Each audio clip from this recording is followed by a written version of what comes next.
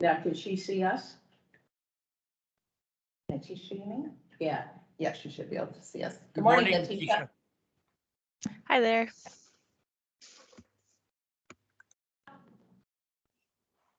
All right. So, agenda, item number 2, agenda approval or modifications. Has, the rest of the board read the agenda and have any, modifications or comments? Yes. All right, Regarding, Commissioner Perlman? thank you very much, Chairman. Regarding item 7A, electing chair and vice chair to serve from April 1st to March 31st, 2023, I propose that we postpone that item until our July regular meeting, item 7A, the elections. I feel that there is information to be shared on this subject, not to be disclosed quite at this moment, but we have some personal reasons internally to move that deadline for the benefit of stability of the election results. So I propose that we move it to the July, and thank you very much. Okay. Is there any, comments from the commission? I would support that. Yeah, that's okay with me. Okay, Carolyn, Yes. do you have any comments about postponing our election from April 1st to July 1st? No. All right, then, what would happen at that meeting is that I would open up the meeting. We would be having the nomination and election early on at the top of the agenda, and then the gavel would be then passed to whoever is the new chair Yes, at that meeting. Yes. And they would then continue. yes, and until the election, the existing chair and vice chair would continue to serve. in that Until position. 2023.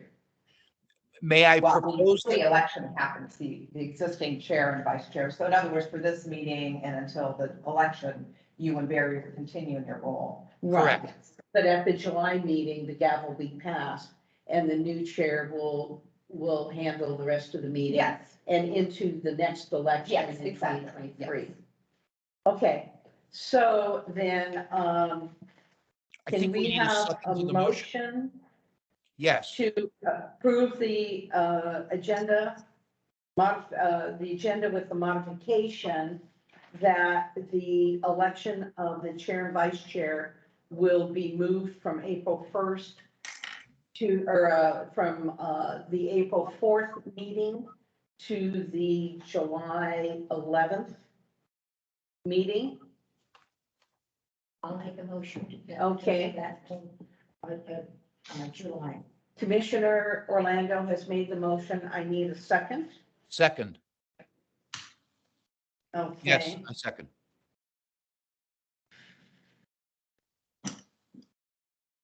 All in favor? Aye. Aye.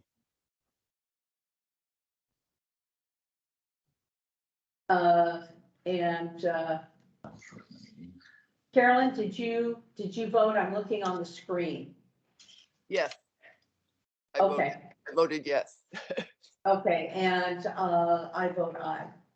So the change in the election has been postponed till our July 11th meeting. All right, has the board read the minutes from Yep. our January 19th meeting? Yes. And is there any comments, any changes that are required? If not, then I'll need a motion. I move we accept the minutes. I'll second. Okay. It's been moved and seconded to approve the minutes as written from the January 19th 2022 meeting. All in favor? Aye. Aye.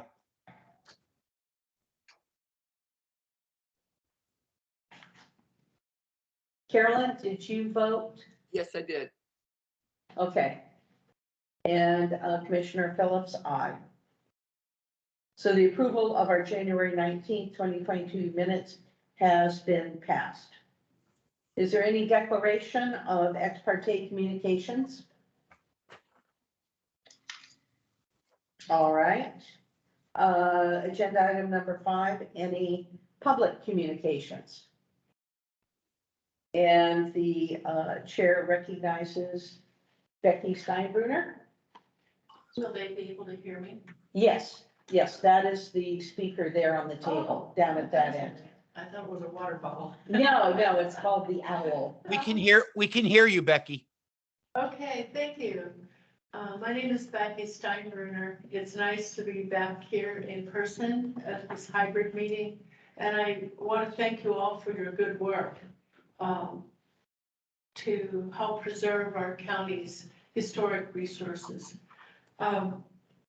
Right now, as I think you're all aware, the county is evaluating the Sustainable Santa Cruz County plan update.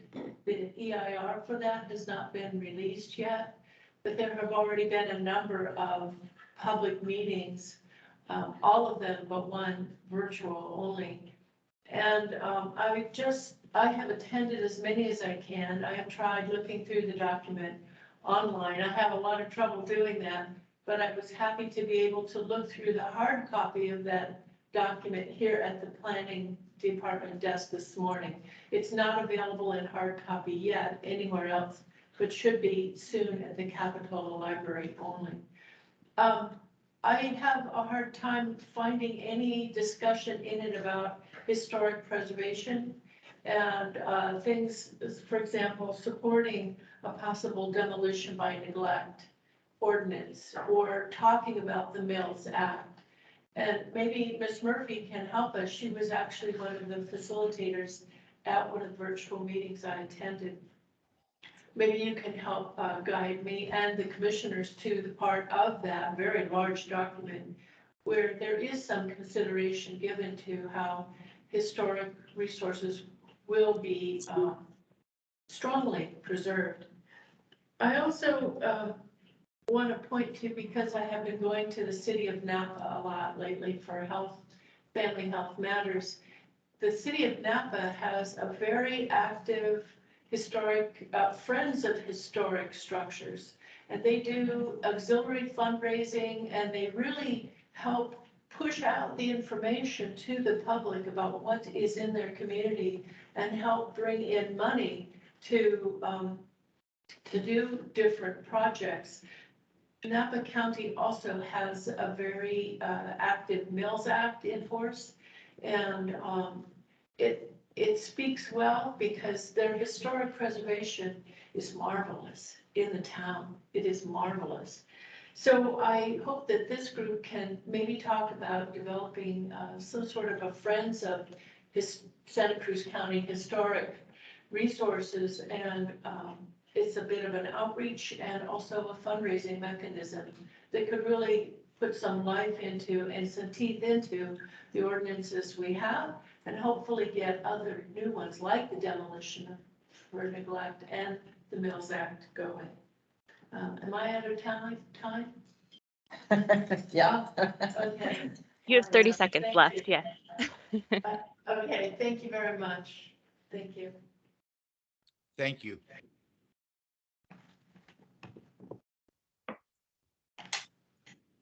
Okay. There's no public hearing items, so we'll move on to 7A, new business.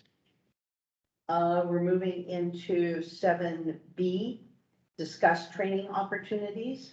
And we have a attachment. And I can provide a brief Yes. summary if Yeah, I was. And Letitia, can you bring up the PowerPoint? We have a slide for that. Thank you. Um, That may be a little bit difficult to read, but, oh, there we go, thank you. And I do have that, that agenda for the June 7th date in your packet as well. So the California Preservation Conference this year is being held online, only from June 7th through June 11th. Although the commission has fulfilled its annual training requirement as a certified local government, there are funds remaining in the budget for additional training through the end of this fiscal year, which is June 30th. I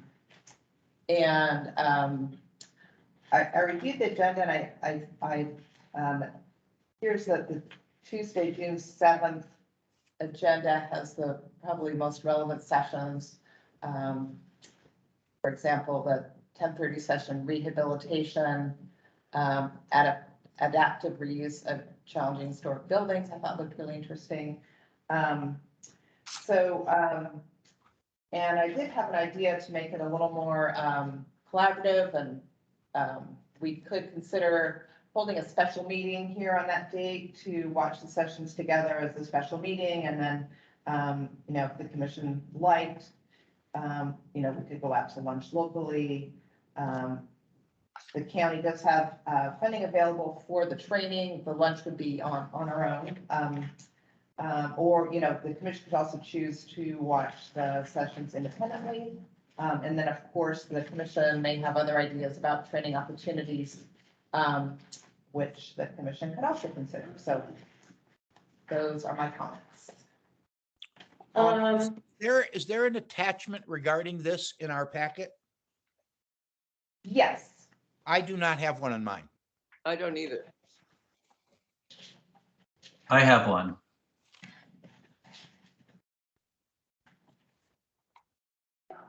Nope. It's okay. Oh, okay. I can follow. It's okay. Okay, my apologies. Yeah, No, no it is problem, no problem. online to look at. But yeah, the agenda for June 7th is on the screen. The other thing to mention about the conference is they are making this recording each session, so there would also be an option to watch the sessions at a later date. So from what I'm looking here, each session is an hour.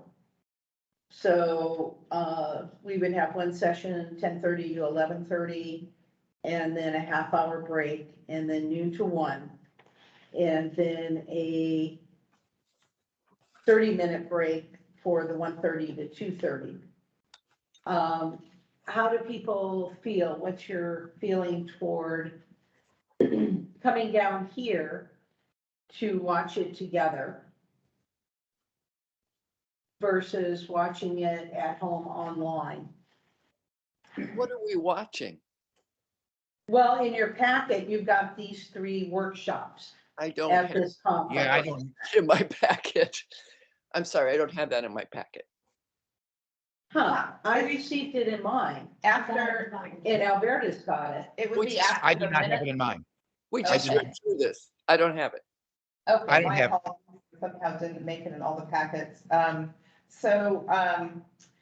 Let's see, I can read through the Look, June and they- Can you bring it up on the screen? it is on the screen. Are you Oh. not seeing the screen? It's in a small box in the. I just clicked on it. Yeah. Yeah, what we see is you. There Yeah. you go. Okay. Now I can see it.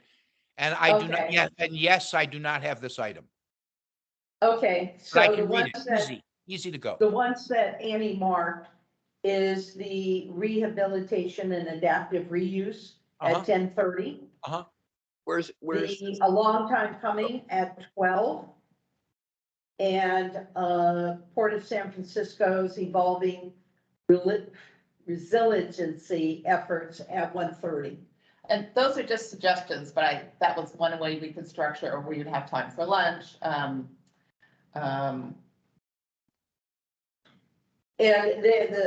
she had selected these because they were similar theme. what Mhm. what was the last one? I've got Port something of else San, on the screen. Port of San Francisco's at 1:30. Port of San Francisco's evolving resiliency efforts. I think, yeah, the theme seems to be rehabilitation as well as adapting to climate change. So I think that touches on that topic. But what, And oh, okay, never mind. yeah, we don't have to decide today which sessions we're watching. I just put that up as a suggestion of sessions, but. So I need some clarification on the 7th of June. Are these, if we were to watch these remotely, are we watching in real time via a link? Or are we watching a recorded session via a link? These are the real-time sessions. So I guess the advantage of that is, people could ask questions if they liked. But yes, this is the real-time meeting. So I see no need to watch these as a group, frankly. I think it would be fine just to have the links and to watch these to become aware. That would be my input on this. Is this open to guests, people outside? Well, if we held it here as a special meeting, people could attend. Otherwise, we would only be paying, there's a fee to pay, so we'd only be paying for the commission to. So they have to be here in order to see this? Well, the public would need, or they can enroll online and choose to pay the fee themselves, but, otherwise. What's the fee? I don't know offhand. Okay. Yeah, I don't recall. They have a different fee structure. For the commission, there's a special fee of $250 for up to 10, county people to be able to, affiliated with the county to watch. Right, So, and I'm a member, mhm. so I have a special member price. Right, If I see something outside of this, that I want to for my own. right. But the fee covers all of these sessions. So, Right. yeah. And how much is the fee for the public? I don't recall offhand. I can look that up later. So- you can also go onto the website for this, to the conference, and they will go into a lot more detail of what each workshop covers, who the speakers are, who the moderator is, where they're from. So if there are suggestions that you think might be a better use to the commission, then definitely mention it. So the commission pays for seats for this to watch it, to participate? Is that the charge? Is there a charge for this? Yes, so they have a different fee structure this year. The county has a training budget for the Historic Resources Commission. So there is money remaining in that budget, and the fee for the commission to attend this year would be $250 for the entire commission. Okay. That fee of 250 would be for one viewing station for the commission, or does that cover each of us to sign in as part of the commission from home? It would cover, it covers up to 10 people to participate that, are affiliated with the commission. So we could do it either way. You could each watch from home, and that would, the 250 would cover that, or we could watch as a group. And Annie, I'm sharing this registration information. I just pulled it up so people can reference it if they like. It looks like it's 175 for non-members for one entry, 150 for members, and 250 for the civic engagement package, which includes 10 tickets. Right, and that's what we'd be doing. And there is also students are free. Right, and then if you just want to participate for one day, there's a $75 per day fee. So.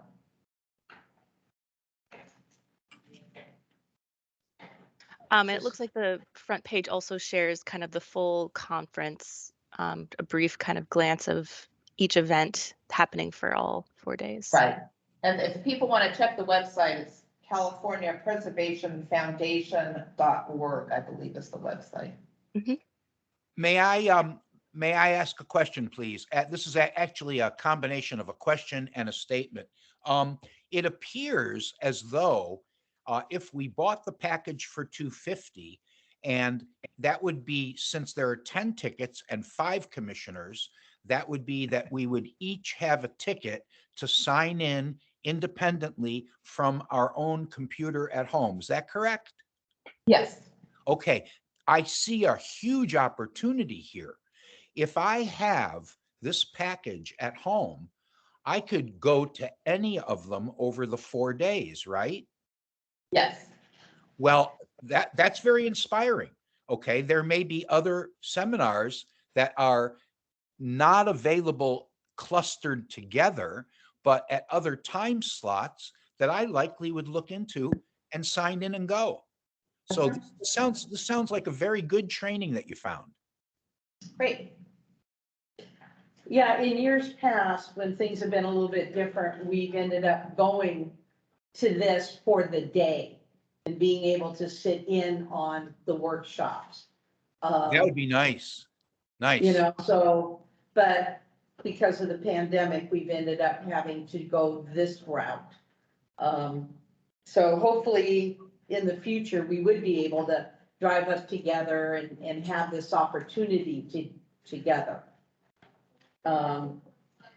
So at this point, do we want to have Annie sign up for us? Well, this is Carolyn. I'm just gonna throw my 2 cents in here. I've been to a lot of these workshops over the years, and early, they were very, very valuable, and most of them were on topics suited for those of us who needed to learn about the whole process. And it seems to me that looking at these now that that's not the case. These are, I hate to say this, it looks like extreme torture to me to think about some of these, going to one of these. It's just, I don't want to know about emblematic adapted reuses on South Broadway in Los Angeles. I'm not interested in that. And I would like to know which of these topics would help us here in Santa Cruz County dealing with and assisting with historic preservation. And I'm not sure, beyond the first one suggested, I don't see really any that I would drive anywhere to go see. So, is what I am hearing that for Annie to get the, what is it, the special, what is it you're getting for this? What is it called? Well, they have a 250 civic engagement package. So for Annie to get the civic engagement package, where we would end up basically picking what we wanted to see. For you, you would be most interested in this very first one and not really much of the others. There is, I mean, I kind of agree with you, Carol, and I do admit a lot of this is a little bit specialized, I guess, kind of a specialized topic, like how to deal with historic preservation and area of climate change. Like it's, it's a little bit esoteric, I guess might be the word, but they do have, on Thursday, which would be an advantage of, not meeting together, but watching on our own. They do have one treatment of historic windows and assemblies, which is something that, is very practical, that comes up a lot, like how do we ensure window preservation is done, in a manner that's consistent with the Secretary of Interior standards. That's on Thursday. So that's another one that seems to me sort of directly relevant to what the commission's work. So, yeah, I think that one and, rehabilitation, adaptive reuse of challenging historic buildings, those are both very relevant. And the others are probably interesting, but I don't know if they're directly relevant to a lot of the work that you do. So, Yeah. Well, my thought is I would probably pick, 1 or 2 a day to maybe educate myself. I do see some things, value of being a fairly new member, but I think I would like the flexibility of being able to do this from my own location here, having the link provided. Okay. Commissioner Orlando has a question. I would only be available one day, and that would be Wednesday. and I would be able to join you in person. So is that okay? Well, it looks like we're moving to watching it on our own and not meeting together. Oh, I'm gonna miss that. So you have problems getting On it where you Tuesdays are? and Thursdays. Well, if we watch on our own, each of these sessions is going to be recorded, so at some point, you can watch any of them on your own time, whenever it's convenient for you. But I would like to be here in person on Wednesday. If you're going to have that. If we have that, okay. So at this point, then, the feeling is, or I mean, the commission would like to have Annie get the civic engagement application for this conference. And then we would each view our own workshops. Is that the consensus here? No. Yes, I Yes. believe it is. Agree? I like getting together on Wednesday, so we can discuss it at lunchtime. I'd like to ask something just to get it clarified. It sounds as though this is the only option for another training we have this year. Is that correct?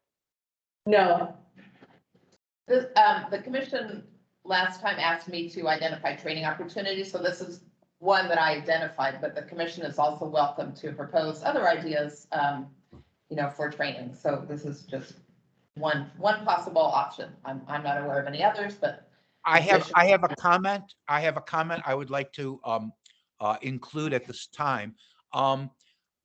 There's some unknowns here, not to be discussed at this time, but it would be a good opportunity to name a couple of the unknowns. As commissioner, I do not know what our training budget is. I understand there's money left enough to afford this, but I do not know what the budget is, what the current expenditures year to date are, nor how much is left in our training budget after this $250 to pursue other opportunities. So in some way, we are good faith agreeing that this is not a bad thing that we might include in our year, but we're doing that somewhat blindly because we don't know whether the $250 would be something that would, I guess that ends with the year ending June 30th, the fiscal year, I'm presuming. But this is all a guess. This is an area that is not well disclosed to the commission. And for future discussion and consideration, I think it would be very important that we know what our annual budget is at the beginning of the year before we spend any money, so that we can direct those expenditures appropriately and have meaningful trainings that we can afford to pay for. So it's a side note, but I think it's very important. And in my 3 years as a commissioner, this has never been mentioned before. But I'd like to have in the future more disclosure about the budget and the financial considerations of the commission. So to defer that for now, this looks like very good value. If all of us can have this range of opportunities to check into these various seminars, 250 seems very modest price to me. And I would suggest that we could move forward with a motion to do this training on June 7th, do it remotely. And frankly, if there are 5 commissioners, it's $50 a commissioner. Okay. This is surely $50 worth of material. So with blind faith about the budget, I would support this project completely. And let's get a handle on our training budget down the road, perhaps at the next meeting, which would be our first meeting of the new fiscal year. That's it. So is there any other comments by the other commissioners on what Commissioner Perlman suggested, what his thoughts are? Okay, let me see if I got this right. I like the idea of us getting together with a discussion of our own as we are going through the day. I think that's really important, and that's why I would want at least Wednesday where we could get together, listen to what's proposed.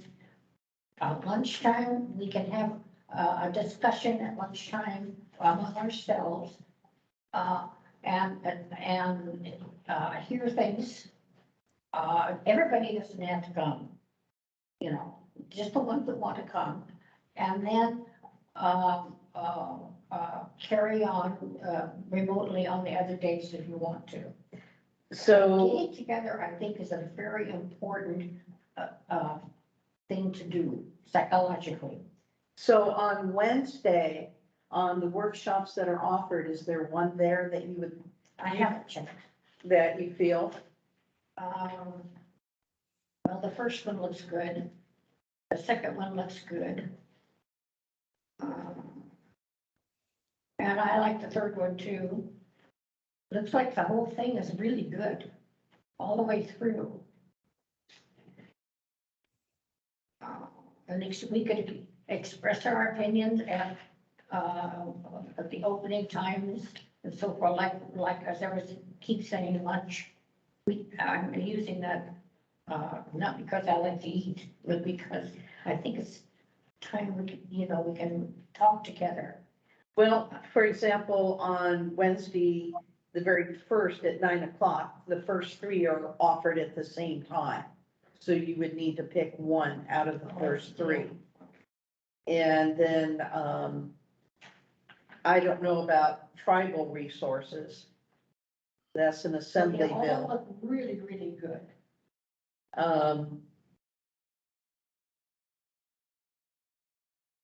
You know, I could just insert that I think we need to discuss whether or not, are we going to do this together or are we going to do this individually? And I just want to put my 2 cents in that if we do it together, I probably won't come. Because I'm here, I can't hear, and I have watched these things before, and it's painful. I just don't, I can maybe do it at home, but I'm not going to do it in a group. Okay, And if I can just make a comment regarding discussion, because of the Brown Act, the lunch should really be a social right. outing rather than discussing commission work, just to remind you, so, I keep yeah, forgetting about right, so, Yeah. yeah, lunch should just be a social gathering. So I would like to make another comment, going off of what Barry was mentioning earlier, is that, at our last meeting, in January, when we were talking about our goals, our, goal number one was training opportunities. And at that time, we agreed that the training would be a partnership between the commission and the planning staff. And so the commission was also supposed to be keeping their eyes and ears open for training opportunities. And similar to like Carolyn suggesting of having Joe Michalak come and give his presentation. So, and I know that this is an annual conference, but the California Preservation Foundation offers webinars throughout the year. So there will be more webinars coming and more training opportunities for us. This isn't the one and big only shot that they offer. So at this point, I changed my mind. I think that Barry's suggestion for a motion that we ask staff to purchase the civic engagement application for this conference. And that then we are individually going to select what workshops, as many or as few as we want, and watch them individually. And That's then if yes. we feel that there is something out of the workshop that we as a commission they would like to bring up and have us discuss, we can ask for it to be put on the agenda. And we can then discuss it at a future meeting, and you would be able to get any appropriate PowerPoint slides or whatever, if there was a specific point someone wanted to point out and discuss. Yes, I can certainly do that. Okay, So Linda, let me see if I can help facilitate this. I propose a motion that the commission participate in this series of California preservation meetings, that we participate individually, and that we individually choose which ones we want to see over the course of the days. Let me keep the motion simple. I propose that we participate in the June 7th to 12th California Preservation Foundation seminars on an individual basis, and included in the proposal that each of us briefly report back at the July meeting of our experience.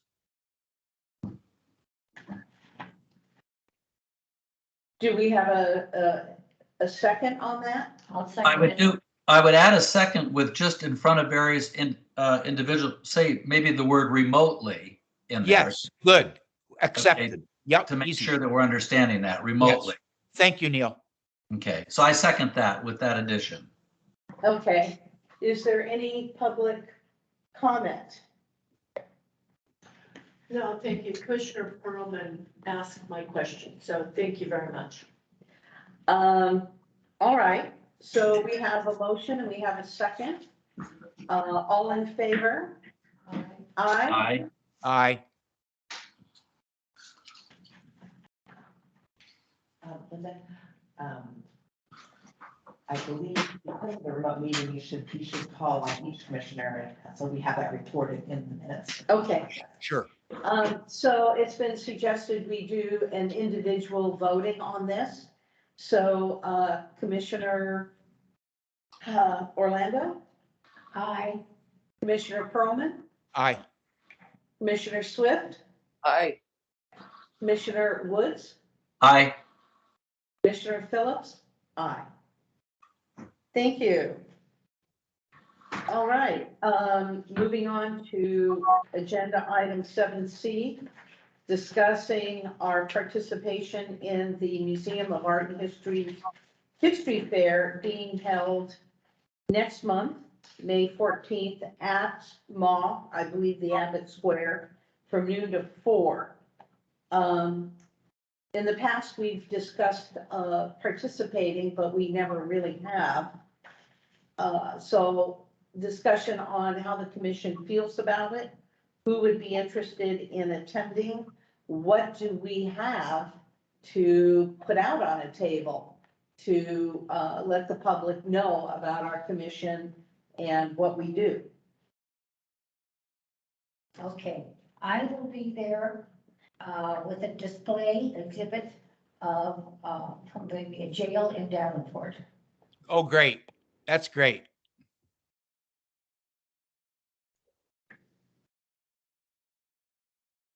Would you be willing to represent the commission? Well, Or is this singular just representing Davenport? I think it's going to have to be singular. Okay. At the moment, we could discuss that. Annie, what do we have to put out there on the table? Let's see, we do have brochures available regarding incentives for historic properties, and what can I, I think the title, sort of, what can I do with my historic property, sort of guidance for alterations and things. We could put copies of prior certificates of appreciation. We could provide some DPR forms. Could you say that again? Provide what? Yes, we could provide our well-written DPR forms. We could certainly provide our meeting schedule for the year if people are interested in attending meetings. So those are some ideas. You know the maps that are out here in the hallway? Could we have copies of those? I found them really fascinating. I don't know if they're directly relevant to historic resources. They're interesting though, but. It's kind of historical and interesting. So, Can I say something? yes, Carolyn. I think that one of the things that immediately we need to think about is that, do we have volunteers who are going to man a table? You're absolutely right. And though Alberta's going to be there, she will be focusing on Davenport and the Davenport jail. I have a thought here. Look, I'm not I finished. right on the mark, Carolyn. Yeah. No, go ahead. Well, okay. Neil and I are the two newest commissioners. Although I have been a commissioner, this is my third year now. The pandemic has somewhat modified, perhaps, some of our networking and communication. From what I know about shows have two sides to them. Every show, every exhibition has two sides to it. One side is the named goal, which is for the public, information for the public. But I'm sure that the rest of you will agree with the next thing I'm going to say. The other side of trade shows and fairs and events is the networking that you do internally. Okay? So, one advantage of participating in this show is that commissioners are hanging around for the afternoon, networking with other history people in other booths to create a history community of leaders in the county. And I think that this fair is an opportunity, especially for me and for Neil, to network with other historic organizations. Let's put it this way, such as the jail. It happens to be Alberta, so we know Alberta. But what do Neil and I know about the jail? We'd have things to learn. And I suggest that, Neil, if you would partner with me in manning this booth, and this is a really raw, spontaneous suggestion, but you and I are the ones that would benefit the most from spending the 4 hours of the afternoon networking with people in the other booths, because this show is not going to be busy and crowded. This show is going to be random, with people coming by to chat with you and schmooze and walk away, and there'll be group discussions and people getting together and just talking. And so I am willing to volunteer to be on site and participate and man the booth with others for the purpose of bringing the commission closer in to the rest of the history community of Santa Cruz. And at the same time, providing the public with the knowledge that we're here and what we're doing to support the efforts to preserve the history. May I make a comment? When we did this the first time and had it at the Laurel School, what they call, what is it now? Anyway, we used to call it the Laurel School. 1,000 people showed up. Wow. Wow. The second time we had it, it was out in Capitola in a kind of a remote place. I don't know how many people showed up, but it was quite a number. And I don't think this should go in the minutes or not. What's your name here? Okay, what's your name? Becky. Becky. Becky had a great time, and she, we put her behind the bars in, the exhibit, and all of her enemies just loved it. Yes, they did. And the conversation was amazing. People, kept coming back and looking to see what we had there. We had a good exhibit. And so I would like just to add that to the comments that were made here. It really works. It's fun. Can I finish what I was going to say earlier? Yes. Okay. One thing is, I think that what Barry said is true. To have a presence would be new for us and also beneficial. But secondly, I feel like that in order for us to do something, we should do something realistic. I'm sorry, I think handing out brochures to people is probably the dullest thing that we could think of. But if we buddied up with some other groups that are doing things and they already have been participating, like Alberta said, like if we got a hold of this, the commission in the city of Santa Cruz, I think Joe Michaelak and other commissioners are doing a table, and maybe we could participate with them in some way or add something to what they're doing or have a table next door. And also I found that in my experience of being in places like this and doing this kind of thing, what people are attracted to, I mean, brochures are informative, I'm not putting them down, but if you have something visual that you can interact with the audience, like Capitoli Museum used to go to the Art and Wine Festival, and we put up a big picture of a neighborhood, and we said, "Can you find your house?" It was an old photo, it was Opal Cliffs. Can you find your house? And everybody wanted, "Oh yeah, my house would be," and they spent a lot of time talking about where their house was, and oh boy, where's this old map and this old photograph, and it allowed it allowed the volunteers that were doing this to engage with the public, and it was just a small prop, but it was very successful. And I don't know what our commission could do, but it seems to me that just letting people know what we do one-to-one is to say, gee, what old houses are in your neighborhood? Are they protected? Here's some examples of houses throughout the county that are on an inventory and are being preserved. Yes. Did you know this building is historic? And it's different buildings, and they've been saved. This house is on the National Register. What does that mean? I mean, little things like that. But I'm thinking, something that engages the audience, just a little. You don't need the whole lot. So that's my suggestion.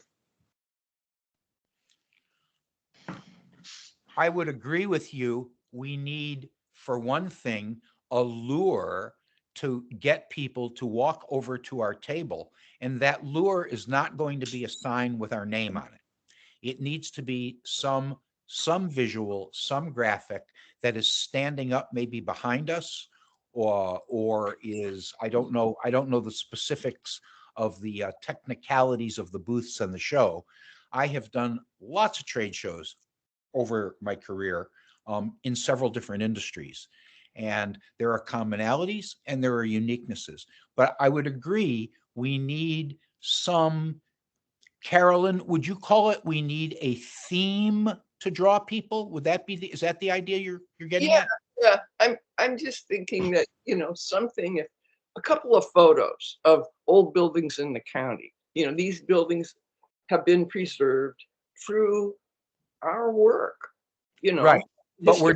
we're not talking about 3-inch by 4-inch photos. We're talking about poster size photographs, right? Yes, and they're, Yeah, yeah, you good, know, those can be borrowed from the Museum of Art and History good. or, Capitola Museum. I mean, I could send people pictures if somebody could mount them, you know. It'd just be a matter of getting them on some kind of board, you know. I've got the photos. Well, may I interject my thoughts here? Yeah. Since Barry's computer has the ability to reach out from the back and grab my arm, didn't know we had that. Yes, Barry, I'd be thrilled to help you to work with this. I understand what Carolyn's saying, that, Yeah, we did something one time, I think of this related. You could have pictures, you are looking to draw people in some way. And we could have a series of 9 pictures and actually have some cards, made up, and it would say, a name that, you give 3 choices. What year was that home built, and so we could do a little history lesson here with older to say, 50s homes, people to guess, and maybe if they got, 5 out of 5 right, you gave them a keychain trinket or something that we had there. You can figure out some way to, what Carolyn was saying, to figure out some way to involve people. So you're just not walking by and getting a brochure. And, we did this once with our real estate company where we mounted a bunch of pictures up and have people guess, what the property, I think, sold for.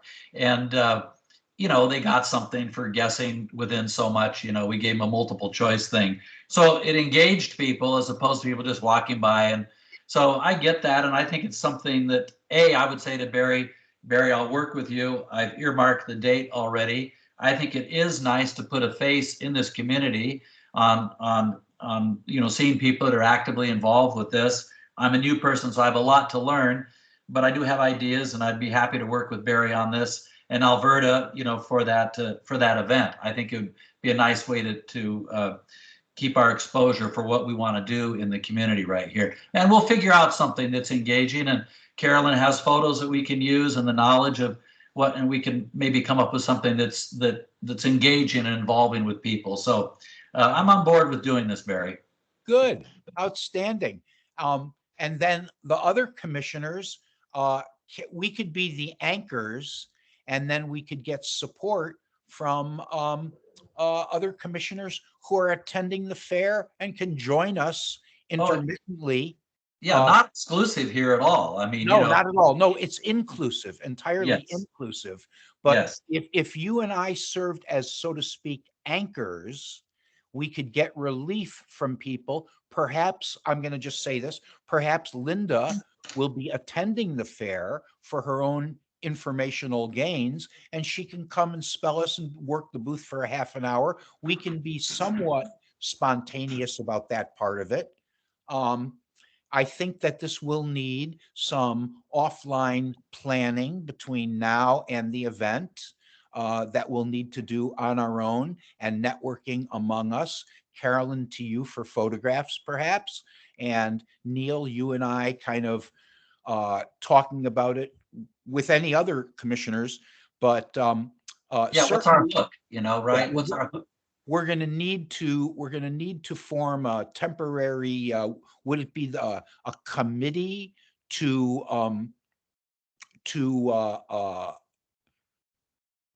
make to manage our participation in the fair, and then the committee works at other times after this meeting to get the details together. Okay, so there's a few points.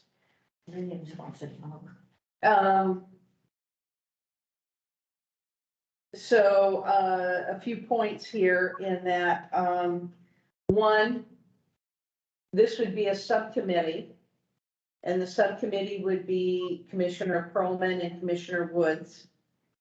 And you would Now, would they work through you to contact Nikki Patterson to secure the spot?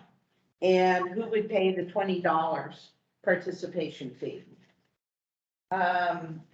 Yes, let's see, I'll be happy to pay.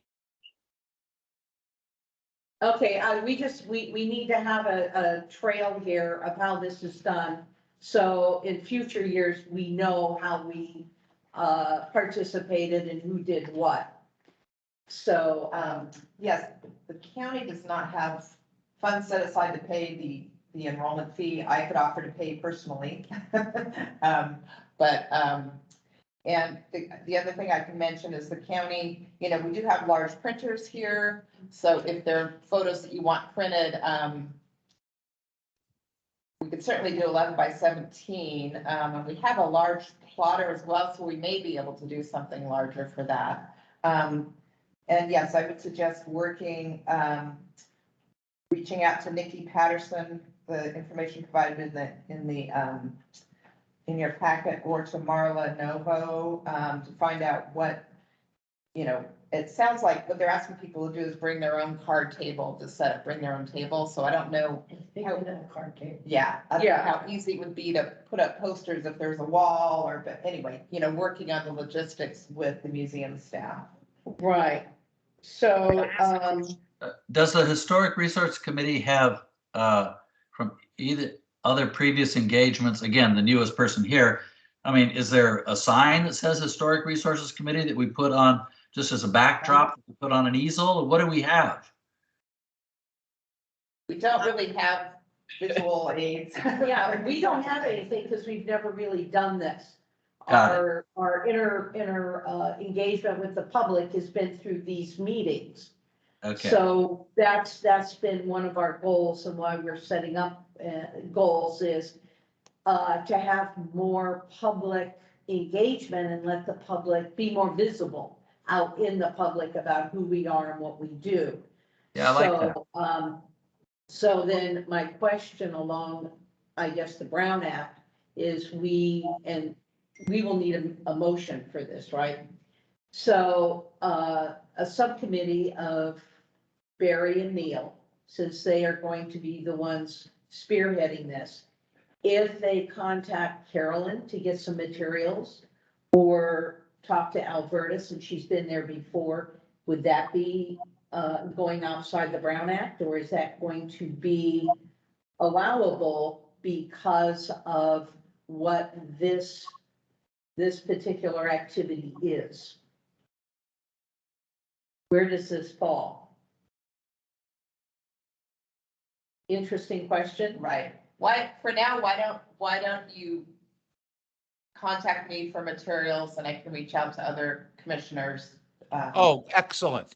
Excellent. Yeah. If we go through Annie and then Annie reaches out to the third party, then we're not touching the Brown Act. Right. As long as it's just materials, it's not like planning, making a decision, but if it's like. Right, no requesting decisions, materials, right. Right. Not making any decisions. Right. Yeah. But they would be able to contact Nikki Right. to Right. set aside a space for you. And I think we should go ahead, Barry, with you and set a precedent that one of the commissioners, when we participate in future years, one of the commissioners will take on the $20 expense. Certainly. And since our funding is earmarked strictly for training and not for other Training and encumbrances. I'm happy to So- donate the $20. I'm actually happy to split that with Barry since we're the subcommittee goes. There we go. I'll tell you what, I'll buy you lunch. I'll buy you lunch on the $10 I save. You buy $10. So at this point, let's make a motion to get this started. And then for any clarification, questions, obtaining of materials, you will contact Annie and she will reach out to any of the other commissioners as needed. So, do I have a motion to, first, do attend the Museum of Art and History's, County History Fair being held Saturday, May 14th, 2022 from 12 to 4. And the subcommittee of commissioners, Barry Perlman and Neil Woods, will be the main coordinators and attendees, with possible other commissioners dropping by to lend a hand. And the fee will be paid for by the commissioners attending the fair. Sounds Oh, good. And also any requests for material information, clarification will end up going to Annie Murphy, our planning staff liaison, who will reach out to the appropriate people. Can I make that into a motion? So that's the motion. Do I have somebody make the motion? Yes. Right. Okay, in a second. I'll second it. Okay. got it. So is there any public comments? Yes, thank you. I'm really glad that a number of commissioners, this is Becky Steinbrunner, are gonna get involved in this. I did have great fun working on this before with Commissioner Alberta Orlando. What I think would be a real grabber is, as Commissioner Swift said, put up some sort of a map. Can you find your house? And show the public where these historic houses are. I think it would be great to showcase the real success stories, like the house that I think is on your schedule today on Aptos Street, where the property owner went to a lot of effort and expense to preserve something that had been destroyed by fire, and they did a beautiful job restoring it. There are other examples like that, like the Silva Bar. Carell Reeder did that. The owner of the Brookdale Lodge has been here. And then there's some that need that kind of help, like the Redmond Hero House. So I think showing pictures of the success stories before and after are important. I think showing some pictures of what needs help, like the Redmond Hero House, what it used to look like, what it looks like now, is very visible. Would also be of value to really pull in people's interest. Why is it important to preserve anything at all? What is it for these property owners who have done that, other than a good sense of satisfaction and that they have benefited the community by preserving history? So I would really welcome some really good graphics. I know that Commissioner Swift has excellent photographs. I think it would also be good to have a copy of the binder of all of the properties that are on the county's watch list, all of the DPR forms. I've seen them in a binder at the Aptos History Museum of all of the buildings that are of historic significance in our county, and maybe a map with pins where they are in the county. And I really like the idea that Commissioner Swift brought up, is when someone walks up, well, where's your house? Maybe they're in one of those houses and didn't know it. So I think those kinds of engagements are really great and will go a long way to getting people interested, if they have historic property, to preserve it and to work with your group and others that are out there too. Thank you. Thank you for your comments. All right, we'll now vote on this motion.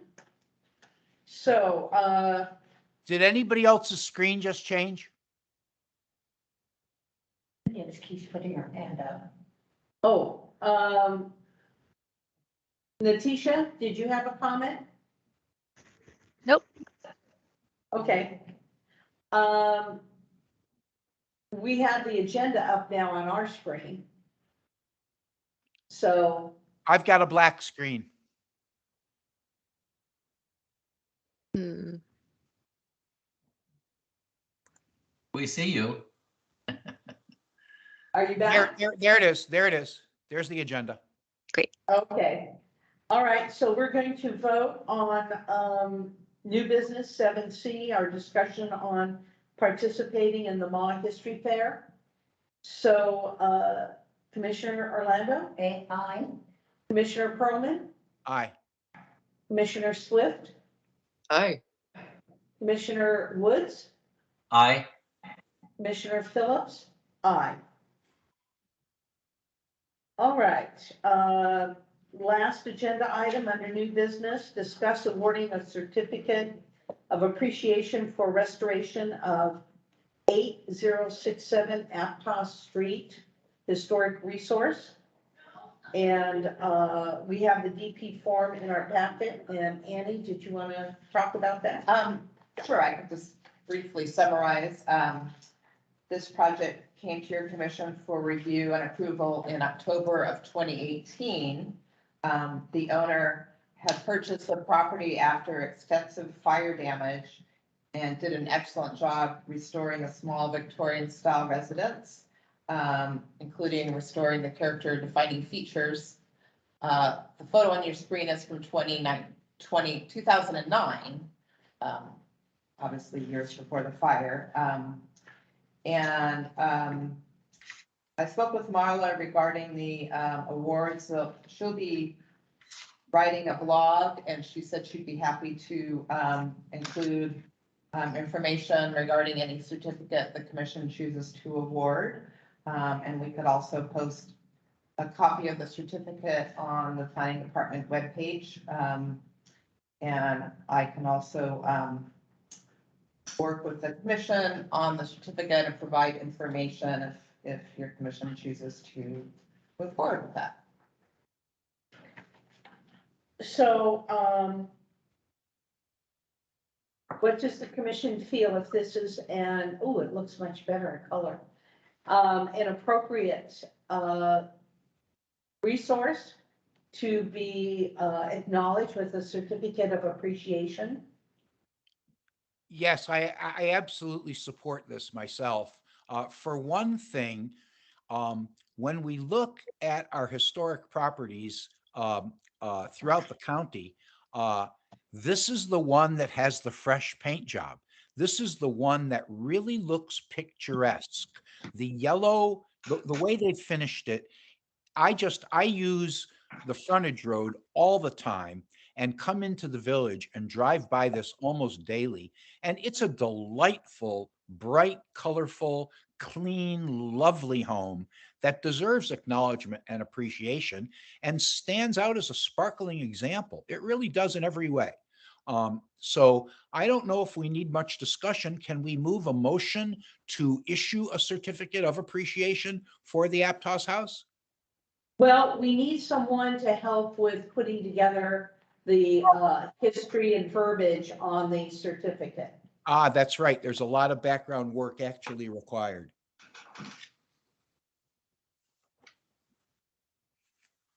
Carolyn, would you be willing to work with Carolyn, or I mean with Annie, on putting a certificate together?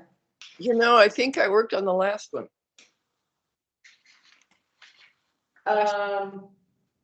No, I think the last one, wasn't that for the Heen? Huh? What'd you Yes, right. What'd you say? I was thinking, I was just clarifying with Annie if last year we did a certificate for the Heen Apple Barn. Right. I think you worked on the Collinditch house that was the prior year, I believe. Yeah, Okay, Yeah, yes, the Seal House. Yeah. right, yeah. Right. but if if you're not able and you don't have the time, that's fine. Yeah, I don't have the time this time. Okay, Yeah, I do. I mean, I do have information because I prepared a staff report. So if there's someone who would like to volunteer, there is a lot of information put together already about the history of the house, so. I'll work with you since I'm the one who will be signing the certificate. Okay. All right, then I'll work with Annie to get the certificate together. Now, as kind of an aside, do you have a larger picture of that building that could be used for the history fair? Amen. Just because it's like he says, it's in color and looks so nice. Yeah, I mean, I could certainly, swing by at some point and take a photo since it's been restored. I don't have a photo after all the repairs, the work's been done, but. And it sounds like it's in a very visible, high traffic area that if somebody was interested and wanted to go by, drive by and look at it, it would be very easy for them to do that as an example of some of the typical home in our inventory. Okay, then, I guess we need a motion to approve this building for our certificate of appreciation. I'll make the motion that we nominate this building for a certificate of appreciation, that we, this is for the MA event, right? No, this is for the Blue Plaque Award ceremony. That's a MA event, isn't it? Yes. Yes. Okay. Anyway, I'll make that motion. Okay. And do I have a second? I'll second it. Okay, Commissioner Orlando seconds it. Do we have any public comments? Yes, thank you. This is Becky Steinbrunner. Thank you for giving this property owner some great recognition. I would like to also see that presentation to the property owner at some public event. For example, the Aptos Chamber of Commerce, or even some sort of small event at the house with the county supervisor, recognizing the importance of historic preservation and giving recognition to the owner who went the extra mile to preserve it rather than demolish it. So I ask that there be some public recognition, not just only the blue plaque, but something within the Aptos Village area. The Aptos Chamber of Commerce would certainly be a good venue, and they are meeting regularly. So I ask that happen. Yes.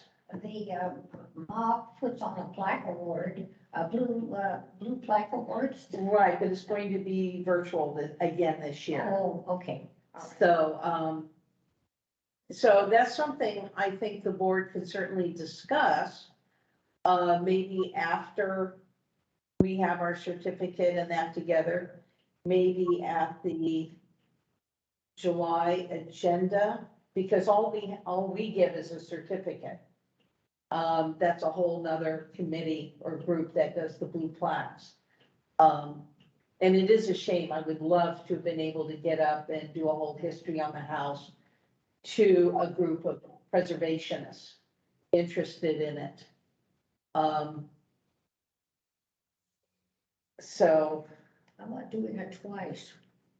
Once for you and then having the blue plaque people do it again. well, that would be up to MAW to decide what they were going to do, because there are more than one group that attends that and gives out awards.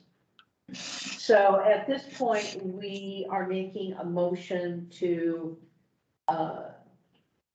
we already did the motions. We're voting on the motion to award a certificate of appreciation to the owners of the property at 8065 Aptos Street in Aptos. 6-7. So- I'm sorry. 8067. I think you said 5. Yes. 65. Oh, thank you. Thank Yeah, you. 8067. Commissioner Orlando? Yes. Commissioner Swift? Yeah. Commissioner Pearlman? Yes. Commissioner Woods? Aye. And Commissioner Phillips? Yes.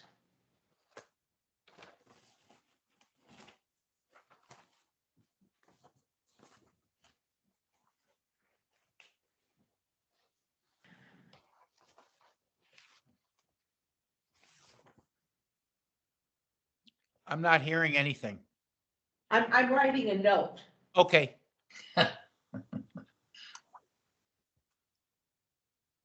All right, so we are now moving on to old business. Agenda item 8A, status update on the Beijing Hotel. Yes, I have, I can update your commission on that.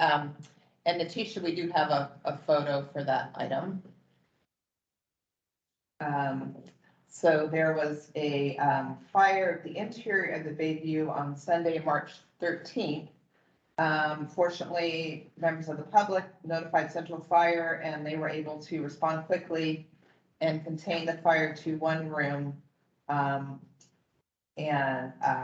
planning staff was able to access the interior on March 16th and confirm that the damage was only to the items inside the room and there was no apparent structural damage. And county staff spoke with the fire marshal, who is investigating the cause of the fire and suspects arson.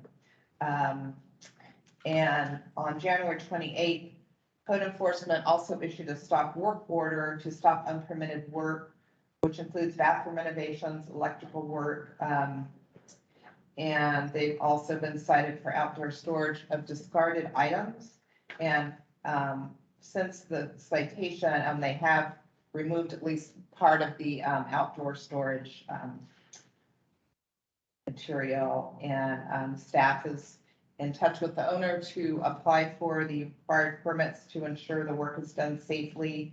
And if there is any exterior work that will require review to ensure compliance with Chapter 1642,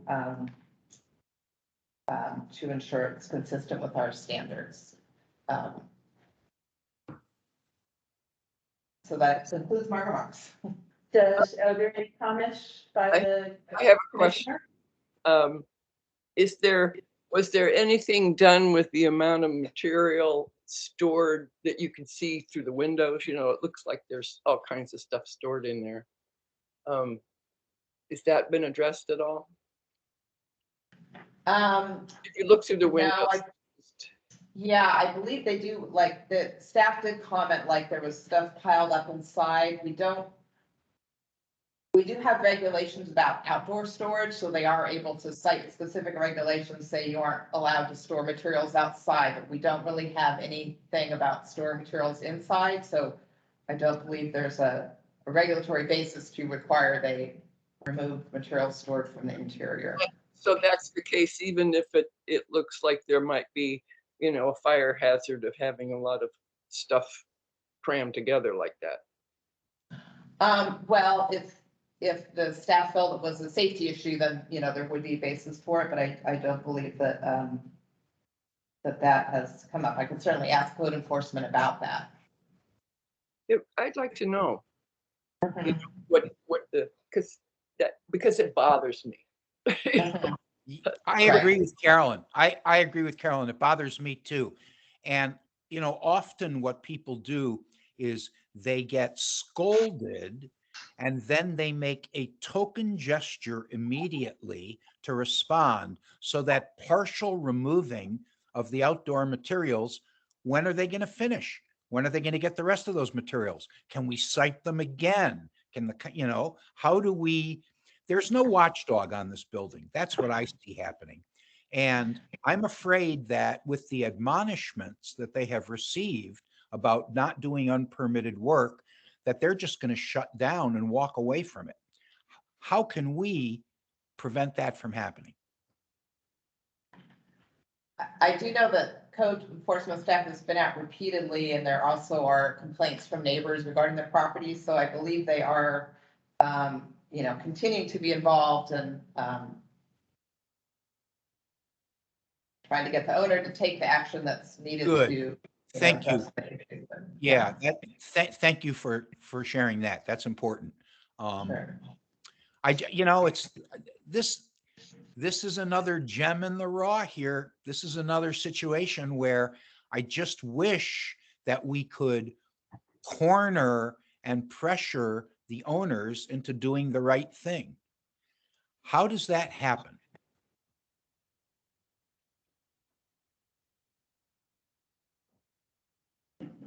I think that's a very good question. Because if you look countywide, they won't be the only one. So would you like to have an update at the July meeting?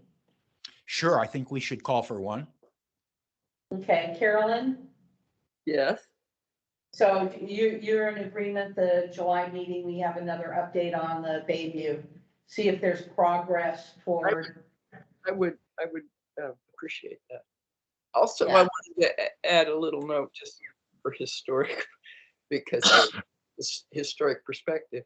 If this occasion is arson, it'll be the second time this building has survived an arson attempt.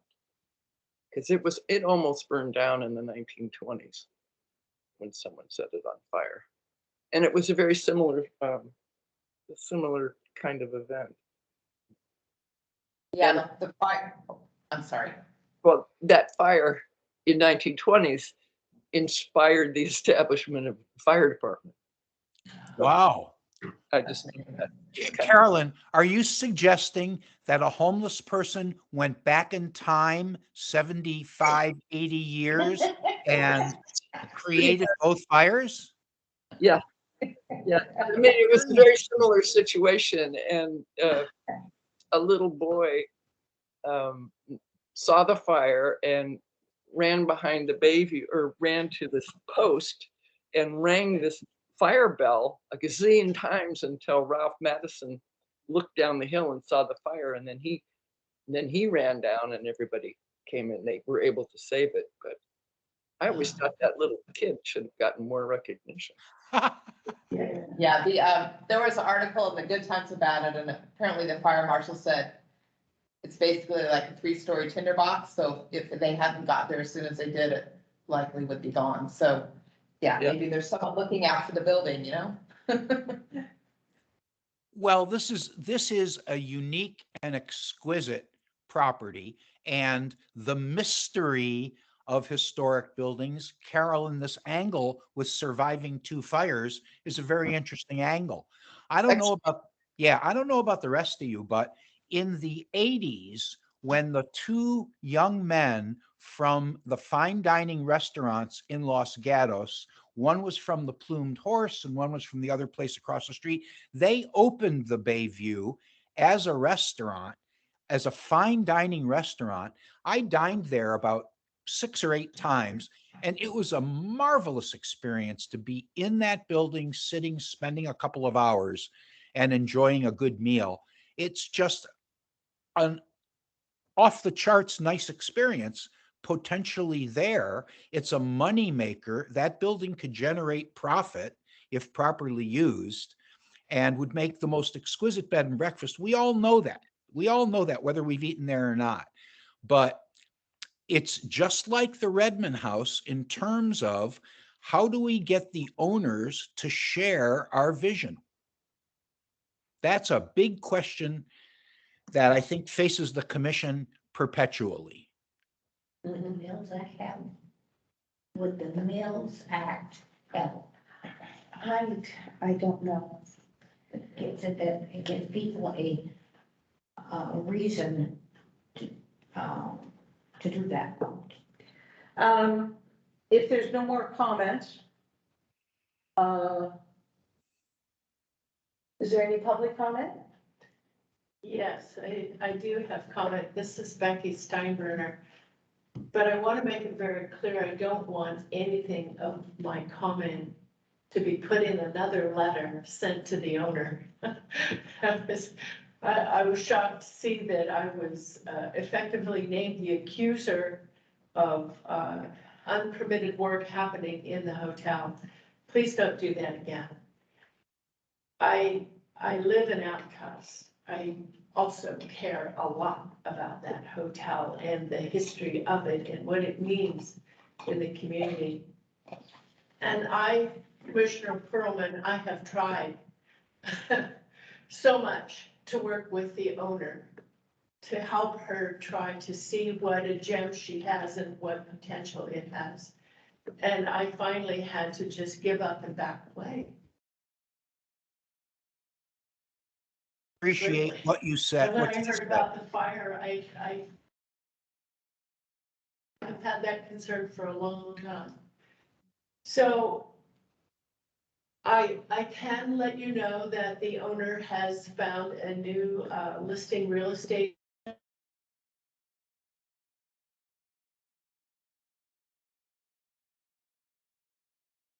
Listing the property. So I am hopeful that there will be someone out there that will see the beauty in the rough and be willing to work with the owner and get it into some hands that will again restore it to its grandeur that it is and so deserves.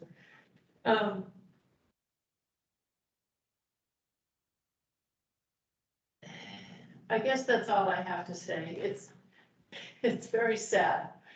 And I'm glad the fire department got there as quickly as they did. And, but I have had to back away.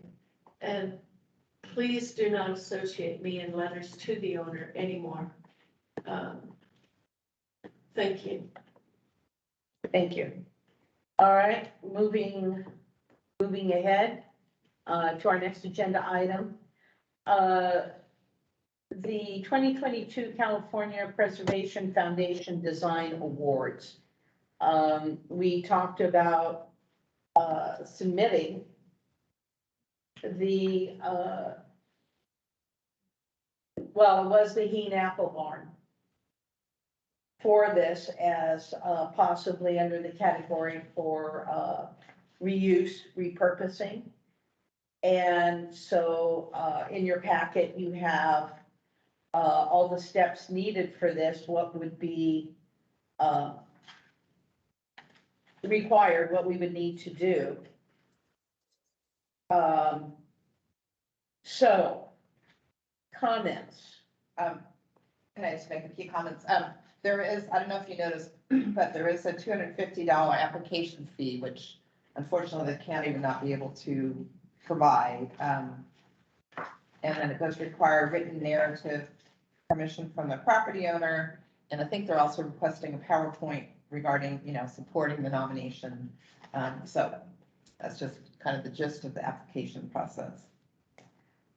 That was briefly what we touched on last time, and this is our discussion, because it would require some information, some work on the planning department side, also contacting the owner and going back and doing research on what was done on repurposing our that historic resource. And if this is something that we wanted to see if we could do or not. Who's gonna pay for the, That would, I think, that is one of the things we would need to discuss. I have an idea. I have some thoughts here. If we were to move forward with this idea, there's going to be huge benefit to the owner of the property.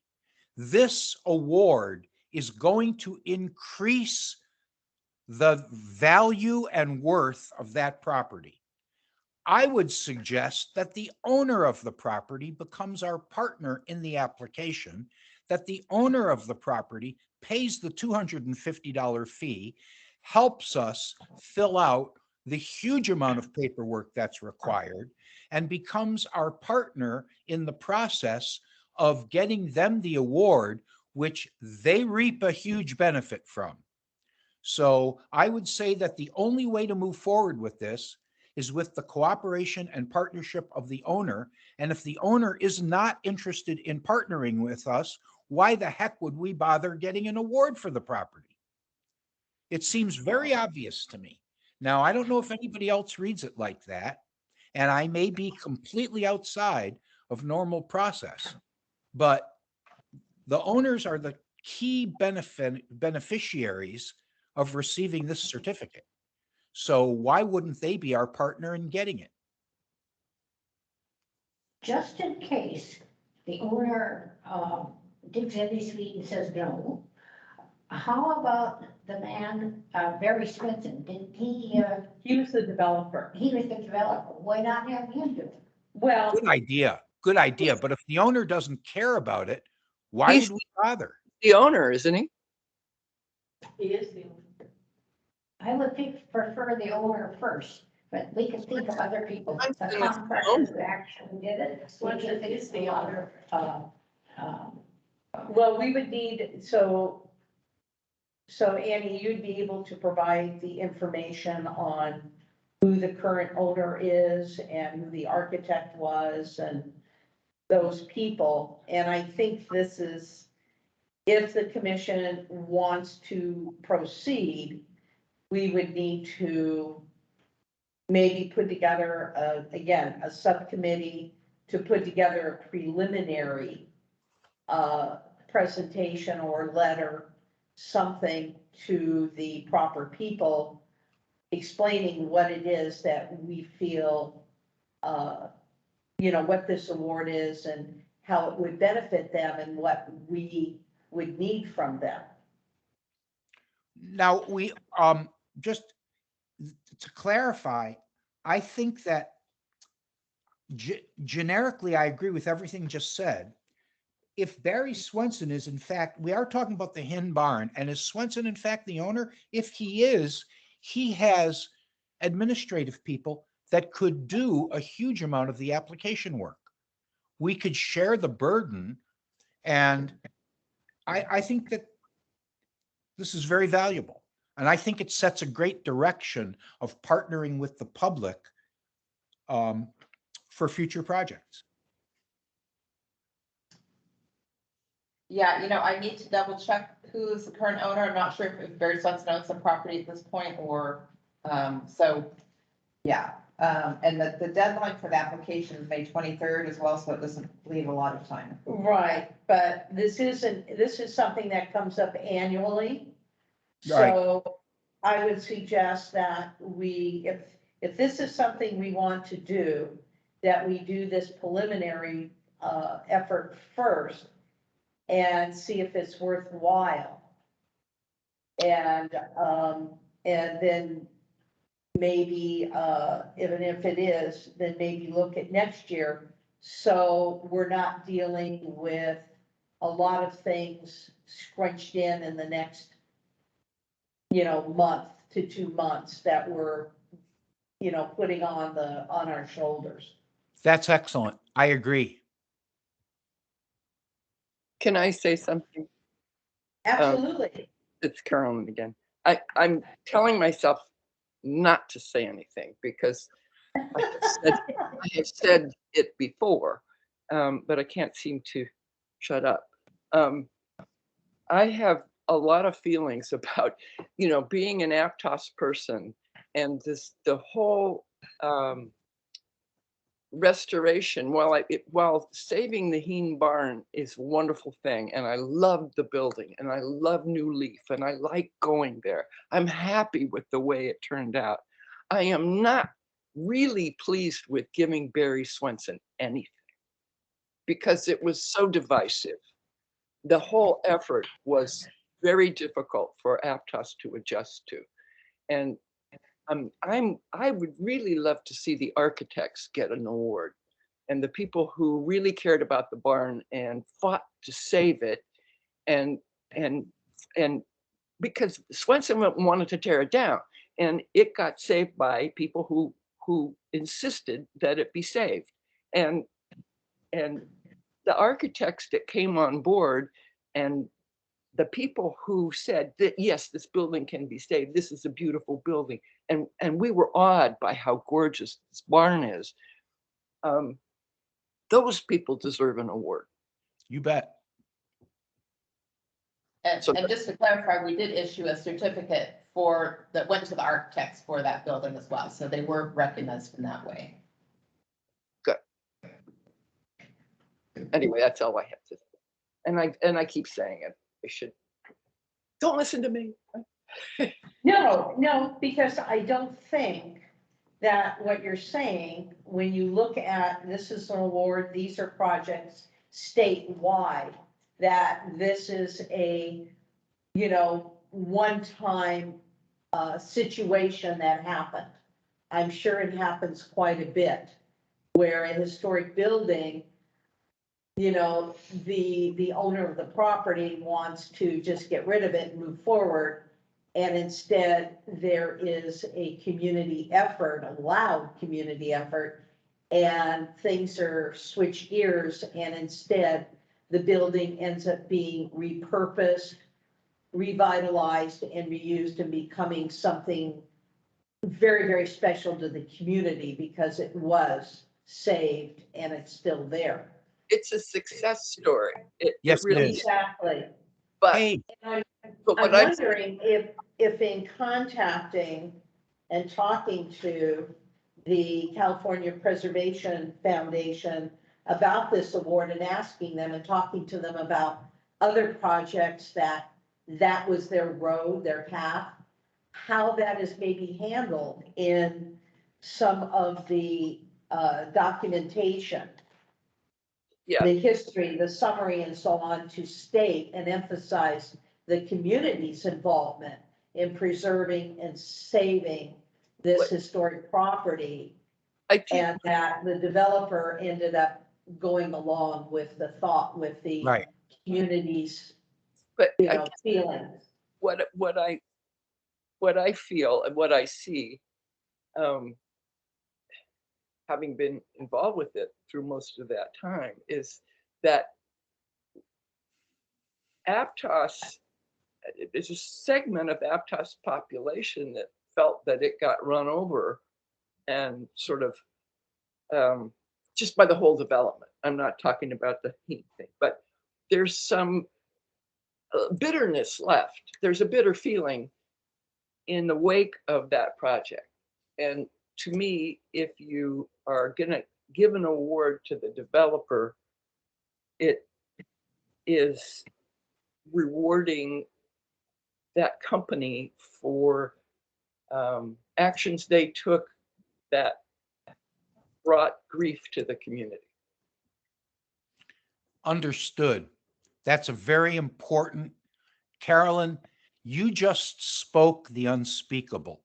You just said something that a lot of us have thought and felt, but I haven't heard it articulately stated like that. And I agree with you entirely.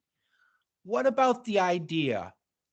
Forget California Preservation Society. What if we gave our own award from the commission targeted to the people that we know are the valuable people who contributed to the actual creation of the project, the supporters of the direction rather than the resistors of the direction? Couldn't the commission give out its own award? Well, we did issue a certificate that went to the owner and architects of the project, a certificate of appreciation, but maybe you're thinking of something different, Barry. No, actually, that award precedes my time on the commission, so I don't have a thorough familiarity with it. That may in fact be exactly what I was suggesting. So I guess that the arena of the California Preservation Society is so much larger than our arena that there's value in their own award. Can we direct it to who we want, or do they direct it to who they think they want? Well, that's in your packet. It says, who you get information from, Um,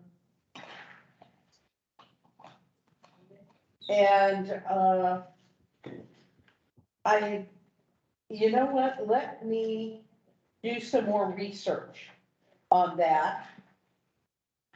And the other option, of course, is that, is there another property? It doesn't have to be this one. Sure. This is just a recent one that has gotten a lot of recognition, publicity. It's there. It's a big project. But if there's another one that we feel would be worthy of this award, then we certainly can look at something else. And what's the deadline for application? May 23rd. May 23rd. How about we think about this and apply it next year? Good idea. Yes, yeah. So let me follow up and get some more information on some of the questions that we were asking. And then we can put it as a report on our July agenda. Does the commission have any other more comments or questions? All right, then I'm going to open it up to public comments. Thank you. This is Becky Steinbrunner. Commissioner Swift, thank you. You said it all so well and really put into words very eloquently the wound that is still there in Aptos with many, many of us who live there and fought very hard for something different there. So thank you. I remember the VFW and the firehouse that was also historic recognition and was supposed to have been moved and repurposed. And was the firehouse that came from that fire at the Bayview Hotel, but that owner just tore it all down and cut down an historic tree where raptors were nesting next to it. So that whole scene, I don't want to see any awards go to. I am happy the barn got saved, but it was not because of the owner, Barry Swenson. It was because of the hardworking people like you, Commissioner Swift, and others in the community that it did get saved. I can't bring myself to go in. I avoid that whole, we call it the ghetto. But what I want to say is, and this is only phase one that we're seeing there. Phase two is coming and it is abysmal, but it is what it is.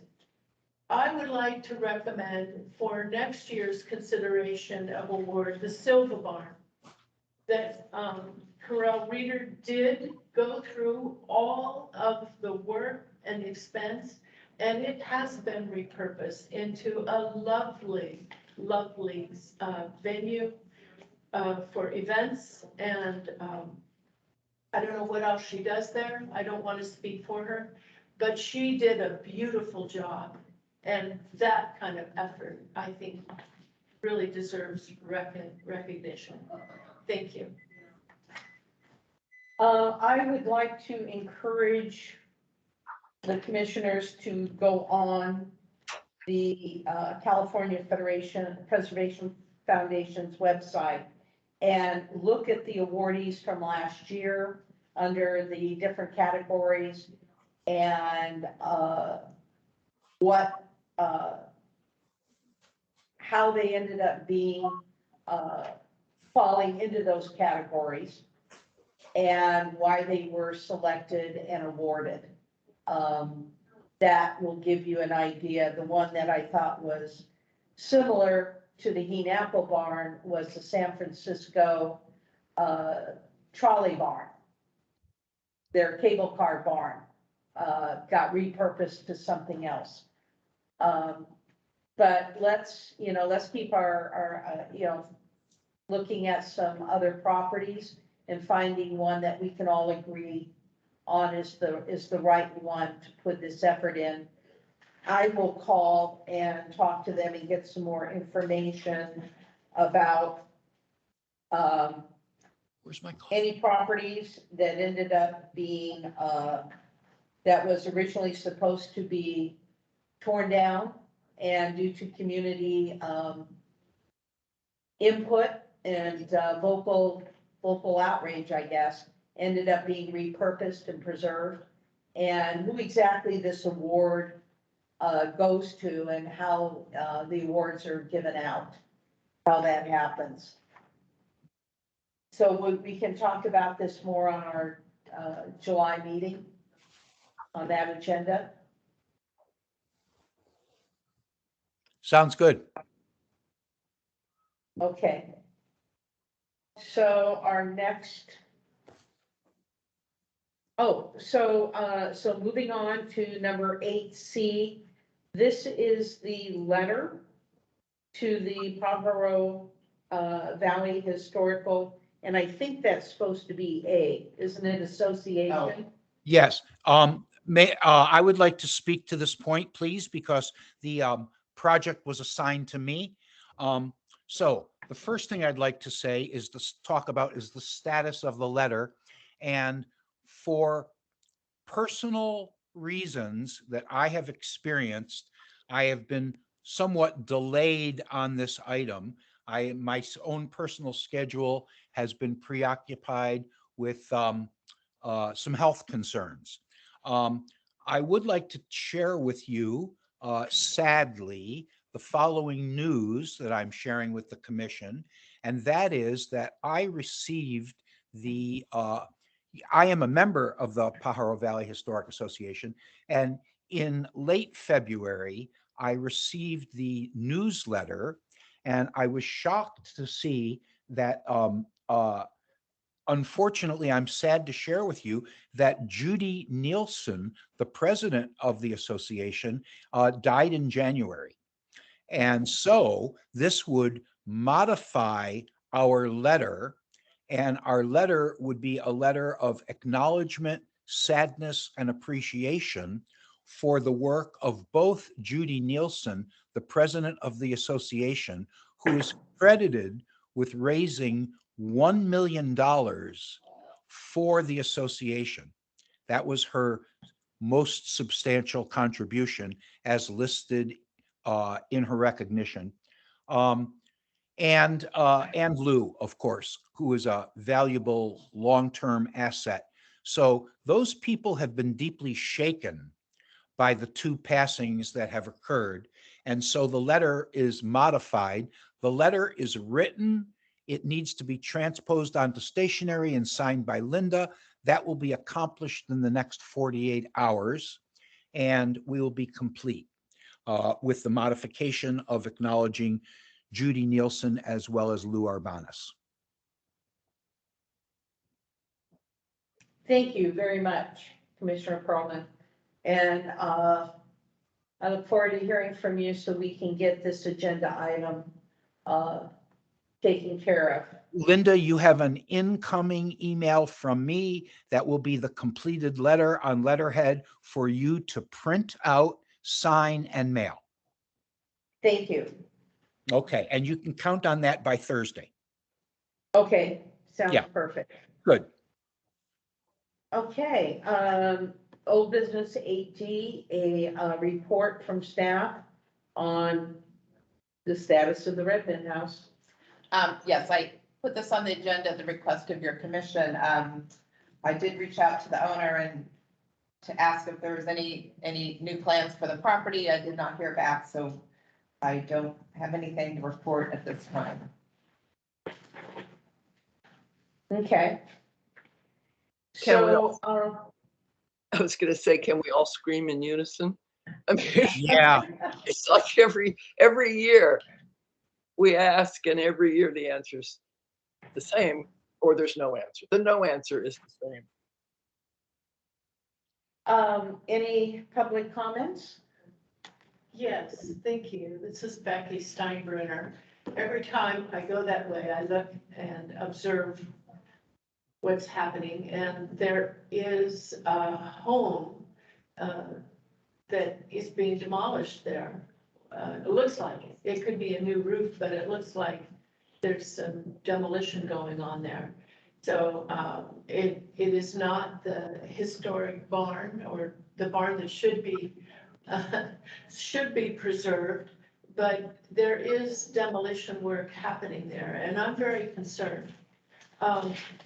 You think it's the Redmond house? No, it's not the Redmond house. It's another building. It's an apartment next to the barn that fell down. Okay, That was the apartment building for the Japanese American citizens as they moved back into the Pajaro Valley and lived there, regaining their lives after internment.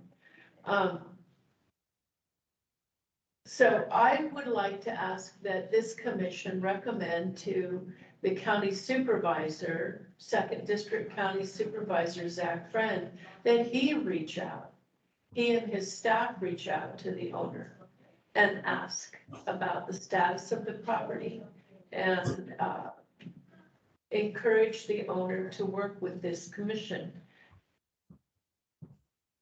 I have met with Congressman Panetta about this property, and he also sent them a letter and said they did not respond. But I think that this commission needs to try to keep getting elected officials that are responsible for the public's historic resources and preserving them. The county says that we do that. So please ask Second District County Supervisor Zach Friend to reach out to the owner and ask him to work with Congressman Panetta on this project. He has a very good working relationship with Congressman Panetta. And that has borne forth in the levy funding. So let's ask them to work together to help us with the Redmond Hirahara House. It is a very rich cultural property in our county, and we need to get it preserved. Thank you. thank you.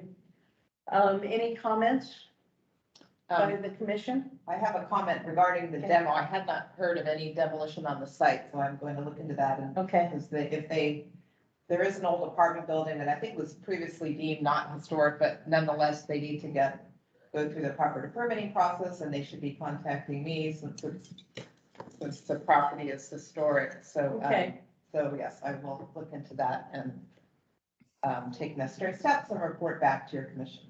Okay. Annie, would Yes. it be helpful to you for me to take a drive by this afternoon and give you a call and tell you what I see? Sure, yeah, and I will certainly, depending on what I see in our permitting, but I can also ask, our building inspectors to drive by as well. But yes, if you're in the area and you want to drive by, that would be helpful. Thank you. that Yeah, would, sure enough. I can do a 3-minute detour on my way into town and go up Riverside instead. And I'll take a good look at the property and just share with you what I see. I'll give you a call Okay. tomorrow. I'll give you a call All right, tomorrow. thank you. Uh-huh. Okay. that could speed things along. And I'm sure you know that Jimmy Panetta is going to be running in a new congressional district. That's right. So his time in Watsonville is getting shorter. All right, is there any other comments on? I'd like to make just a Sure. private comment. Well, there's no private comments in this meeting. Oh, I've got to say those. Something is happening at the retirement home that I think is similar to this. What's called non-response. People get all these things on their door, all these and they treat them as ads. They don't even read them, they just throw them in the trash can. Mhm. I'm wondering if the people who own this piece of property aren't responding to anything from the county the same way. They don't even open the envelope. And that's why you're not getting a response. Yeah, I don't know. That would be sort of speculation. I don't. I know that's speculation, but I'm just kind of wondering if they need somebody to say, hey, this is important, read it. Has anyone tried to stop by and physically see them? They did respond prior to the last meeting when I reached out. They did say we don't, so, I'll reach out again. Maybe they overlooked my email. I don't know, but they did reach out. They did respond previously, but. Yeah, just, we've been sending letters and we haven't heard, and we just want to make sure that you are aware that, we're concerned about the property, or whatever would be the right terminology to use to get them to be a little more open and forthcoming. Right.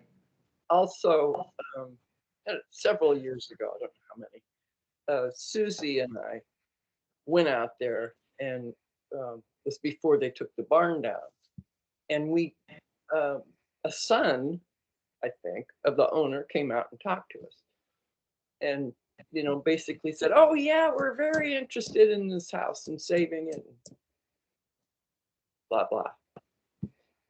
And that was that. I mean, no, they know, they know, and the city of Watsonville has contacted them. They just don't want to respond. If I could add, I've been listening to the stories about the Redmond House, kind of coming in as fair witness a few years ago as a new commissioner. And I've heard us grind through our complaints, our fears, our anticipations. And I think very clearly that we would be naive to not recognize that the owners are waiting for the building to fall down. Owners are waiting. Their money is saved for carting away the demolished building. They have no intention whatsoever of putting one penny into that property. I think we need to put this on the table. And if there's no way to force them to do it, I suggest that we recategorize the Redmond House as a living failure, and that we then ignore it, because we're pounding our head against a brick wall with people that absolutely know everything we're talking about, absolutely recognize it. They've probably done an assessment of the costs involved versus what they're going to have on their hands, and they're not interested. The only way the Redmond House will be preserved, I propose to you, is if the property is sold to a well-intentioned individual. As long as these owners have it, they're going to continue to throw away the letters. I agree with you, Alberta, entirely. Physically or mentally, you're correct. They are disregarding everybody. And there are loopholes that permit them to disregard it. I'm tired of revisiting the Redmond House. I don't think that we have a viable change on our hands unless we can force their hand to sell it. And I'm putting that out on the table because 5 frustrated commissioners revisit this 4 times a year. Okay. So that's 20 frustrations a year.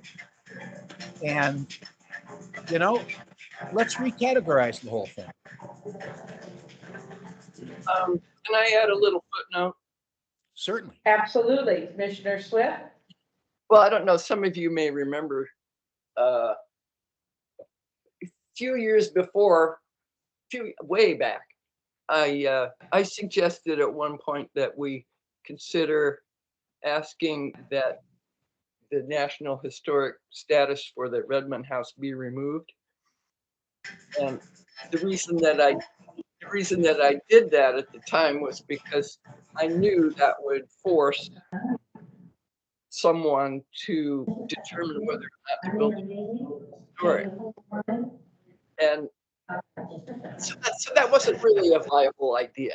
It's just that the point that I have is that we've been trying to deal with this for a lot longer time than these property owners came. You know, we were going through this.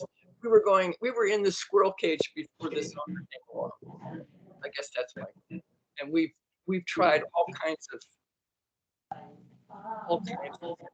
The fact is, though, it is on the National Register. This is a national historic. I mean, it's a historic landmark on the National Register, and you can't. I don't think that we can turn our backs on it.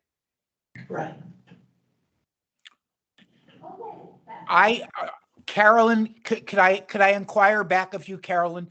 You have a longer history than me. Do you see any possibility of these current owners changing their direction? I don't think that. I think that there's no. They have nothing to lose by not speaking up. Exactly. So I don't expect them to speak up because they don't. You know, they don't have a reason. So when you say speak up, do you mean respond? Yes. Okay. So if we're stuck in a hard spot with them not responding, do we have any legal alternatives? Can we ask county council whether we have any legal alternatives or loopholes? Well, that's what led us to this whole discussion round and round about demolition by neglect. You know, we tried to get in the county. Staff has told us that demolition by neglect was not something that they wanted to investigate very much, and here we are. Does county Yes. council have the right to say that? It wasn't the county council. Yes, if I can comment on that, I believe I did mention a previous meeting, but there have been recent changes in the planning department. Kathy Previch is no longer the planning director. We are being combined, with the public works department. So there's definitely some internal shifting going on. So I think there, may be an opportunity for us to look at that question again and see if there may be a possibility of doing some sort of ordinance. So I personally, I agree that I think it would be helpful if we did have some sort of ordinance to requirements of historic properties. So I think we may be able to, discuss that in a future agenda.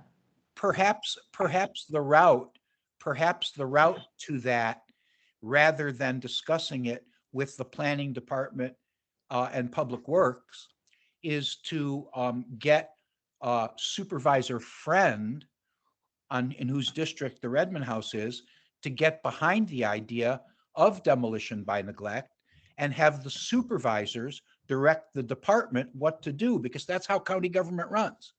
Yeah. So I think that our target is not the planning department. Our target is to convince the supervisors about demolition by neglect. I think that that's something that we could influence to become a county policy through our ruling supervisors. Yeah, and I just want to mention too, we should, discussing demolition by neglect specifically is not on the agenda. So I would encourage the commission not to take action on that when it's not on our agenda today. I can certainly put it on. Good. Let's put it on next meeting's agenda at the end of the meeting when we do that. It is one of our identified goals, and that will be talked about at next month's meeting. Excellent. So that will be part of the May agenda.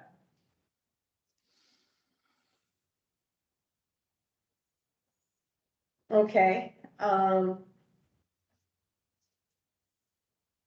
is there any other comments?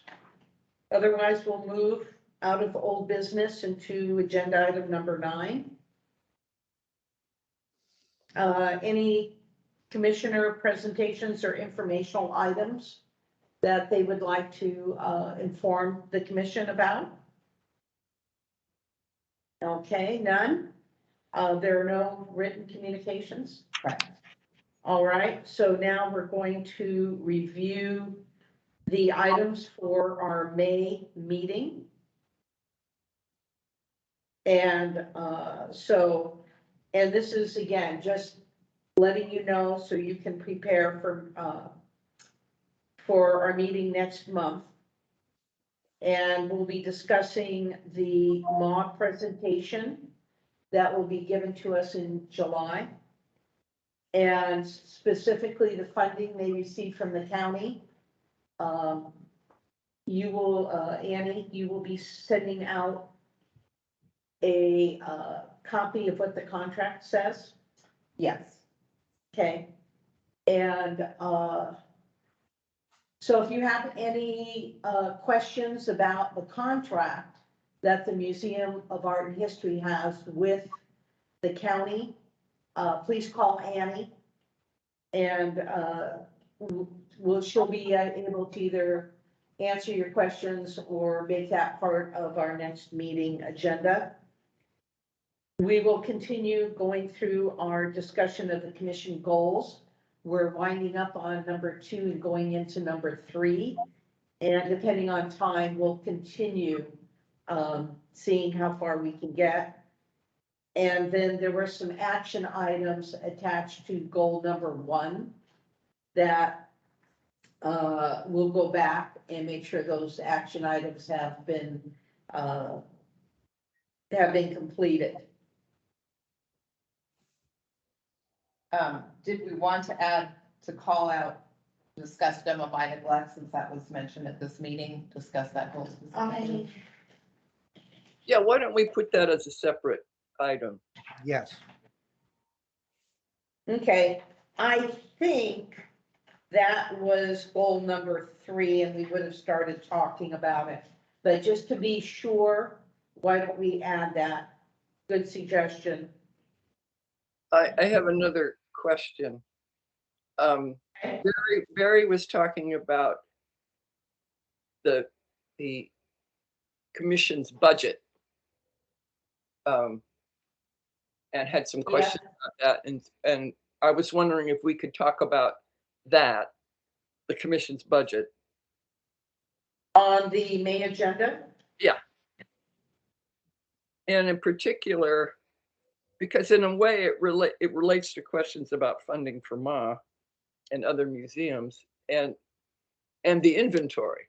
And maybe it's something that will eventually come up in our discussion of goals. But, you know, my thought is if we knew more about our budget, we could know how much money there was to work on on the inventory. Certainly. Yeah. So I guess what I'm looking for is some kind of report on our budget and how much is in it and what it's for. And yeah. Okay. So Could we covering request that of Annie? Yes. Yeah, that's what, so Barry requested that. What is our annual budget? What have we spent so far? What is the budget earmarked for, and what do we have left? And I wanted to ask Neil, were you here on the board last July for MA's presentation?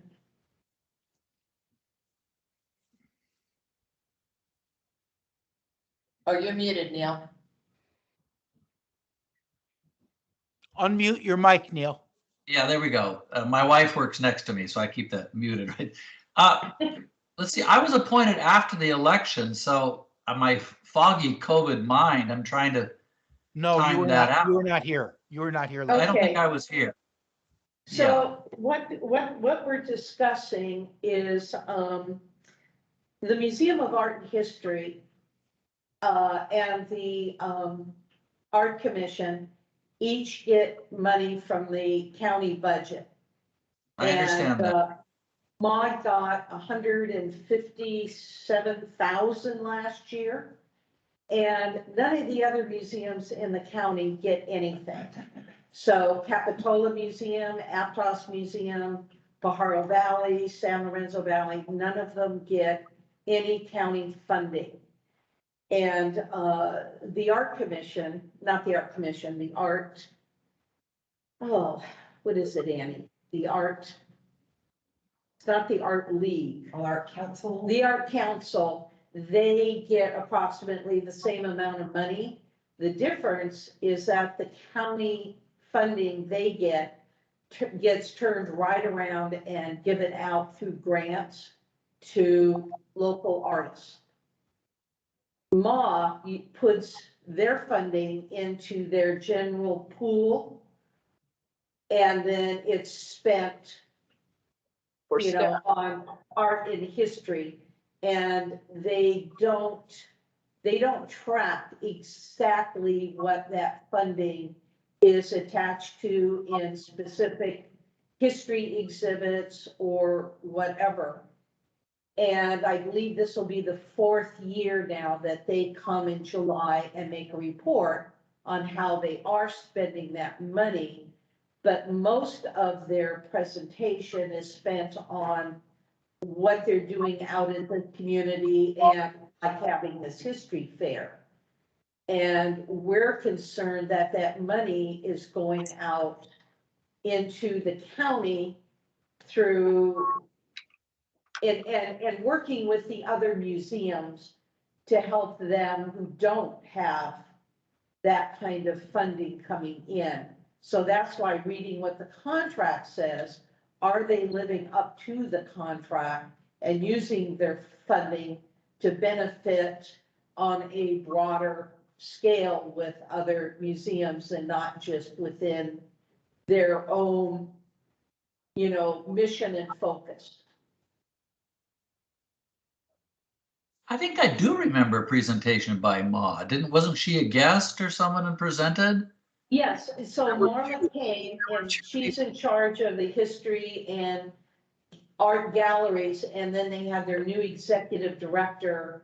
Don't remember his first name. I think his last name was Wolf, and he seemed like kind of a numbers guy, you know. Right. Dealt with the I think I budget. just saw some news. They've let go of a couple of positions. Am I understanding that correctly? Doesn't matter here, but I just saw something about that. I read a headline. I didn't get any specifics, but I read that they let go 3 full-time positions. I was surprised by that.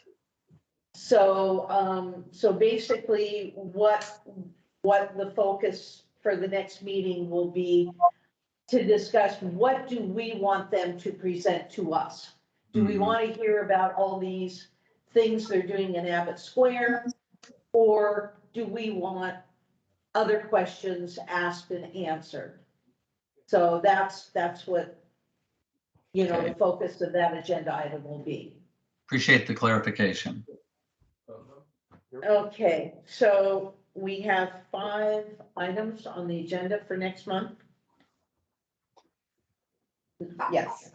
Okay, so we have 5 items. If possible, if you don't mind, that seems like a good number. That will give us a little more time to get into a bit more discussion if we desire, without making a 4-hour meeting. Seems And very then- targeted. It seems good, well targeted. And then at the end of the May meeting, we can discuss agenda items for the July, that we've got a good number already. And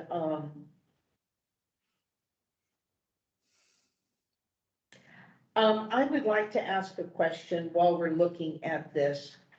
Is it possible, we've had various guests that we've asked to come.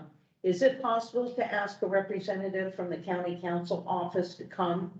And, you know, we can get together ahead of time, maybe have a subcommittee and put together, we've asked questions regarding to the Brown Act, to county policies, to other things. And I know we typically ask you, you go back and go. And sometimes there's this long time lag because of the meetings, you know, not because of, you know, us, it's just, we don't meet that often. Having him here, having a list of questions that we can maybe have clarified and we would be able to work more efficiently. Sure, we could do that. I think, yeah, part of it would be sort of like the Brand Act, they can be trainings on the Brand Act. I think part of that would be sort of looking at the questions and what the sort of the questions that county council might be help with versus other types of questions like, but like they don't typically sort of like interpret our county planning department regulations. So I guess it depends on what kind of questions, but certainly we could ask them, we could certainly ask them and they could tell us, well, that's not my area. This is where you could get that information. Yeah, or I can help figure that out too, depending on the questions. But I think, Okay. yeah, we can certainly ask the county council. What do the other commissioners feel about asking a representative from the county council to come, and prior to the meeting, we maybe get a subcommittee together to draw up a list of questions? I think it's a good idea, but I have another suggestion too. Okay. Annie mentioned that planning departments being combined with public works. I haven't heard of this before, and you know, since we're working kind of with the planning department, I'd like to know what's happening. You know, is there a way we could get a little report on what the status of the planning department is and how it's being changed, and you know. I think that's a great suggestion. Yes, Can we put that on the May agenda? so on the May agenda, having a representative come and talk about this consolidation of planning and public works. Well, What Annie, this new department will look like and how that will I affect can us. certainly report back on that. That'd be helpful. I'd like to comment on the continuing, I don't think we've completed the discussion on county council. Part of what I would like to do with the representative, and Linda, I think this is a marvelous idea. It's been very amorphous to me what the role of county council is relevant to the commission. And I will get very specific with the question that I would like to ask of county council. And that is, where does your advice to us stop? And where does your direction of what we may and may not do start? Because I've heard county council would prefer that they advise us not to send out materials until shortly before the next meeting. But what does that really mean? Does that mean that we can't, or does that mean that they're suggesting we don't? Now, there's no answer right now. I don't want one, but I'd like to get one directly from county council and find out where the guidelines really are, because I'd like to eliminate the intimidation factor that I feel whenever their name is mentioned. And I don't know about the rest of you, but let's just lay it right on the table. I hear county council, I back off. Well, you know what? That makes me ineffective. If I back off as a commissioner because of some fear factor that's unknown, then I'm not a good commissioner. And I want to end that. So I really love this idea. And I think that we could, I think we can put together some really good questions quite simply. It's not a major project. It could be done in 15 minutes. And I encourage this proposal. Linda, do you need a motion on this, or can we just make it an agenda item? Let me follow up a bit on that. I know that mainly the way that we have to work due to the Brown Act is we end up having to work with subcommittees. And because our committee is so small, that means there's only 2 people. And for something like this, how can we get everybody's input with any questions that they have as to our policies, the Brown Act, how we function, following, what our roles are here?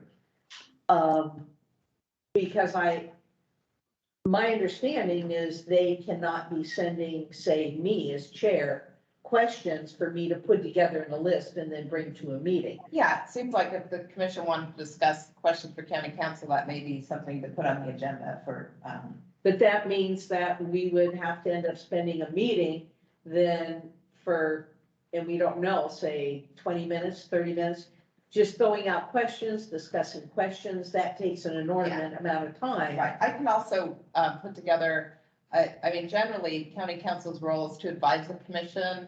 I think assist the commission in making sure that they are following state law. So I think they're not directory, but they're advisory. And I think they're there to help the commission. So I don't want people to feel intimidated. I've always found them very helpful. I think they'd be happy to attend. But yeah, in terms of, So our options are either, we would say by the May meeting to put together a list, everyone would send them to you.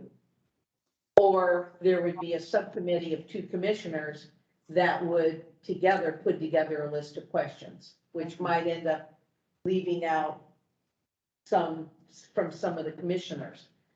yeah, and I can also reach out to the county council and see, what they prefer, like if they're comfortable just people asking the questions at the meeting. But So, what do you, the commissioners, feel?